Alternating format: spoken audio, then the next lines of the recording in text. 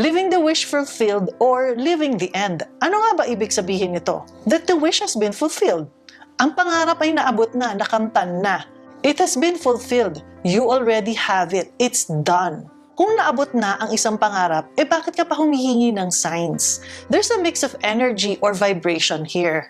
When you ask for signs, it only means that hindi ka pa kumbinsado sa iyong mga bithiin sa buhay. For example, gusto mo ng bagong bahay, apartment, o kaya naman, trabaho. Whatever it is that you desire, you meditate on it. You feel good every time you think about it. You did your work. You created an imaginal act and put yourself to a kinda sleep. It felt great. Kaso, you get impatient dahil hindi pa nagmamanifest yung iyong desire. So, you ask for a sign from the universe. And you got one. Tapos, you got a sign that your manifestation is coming. Tapos dahil sa gusto mo makasigurado, hihingi ka pa ulit ng isa pang sign. Kaso taliwas naman yung sign na dumating. Nalito ka ngayon. Hihingi ka na naman ng panibagong signs hanggang sa yung mga signs na natatanggap mo becomes confusing.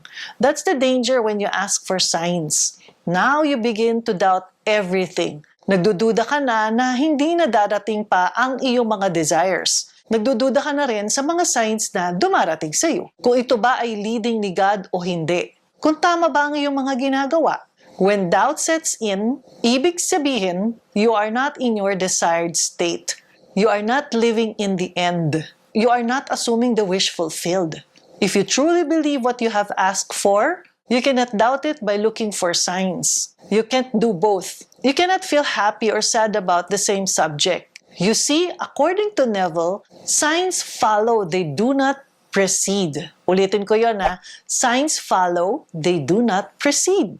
In other words, if you already have assumed the wish fulfilled, the evidence of that follows.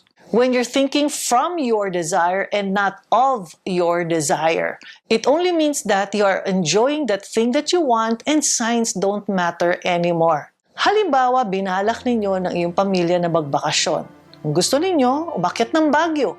Tapos, di ba hindi ka natitingin sa mga signs kung nakarating ka na sa Baguio? They don't matter anymore. Pero ang mga senyales na nasa Baguio ka na ay magiging obvious. Namamasyal na kayo sa Burnham Park, ang mga anak mo sumasakay na sa mga kabayo o nagsa-strawberry picking na kayo.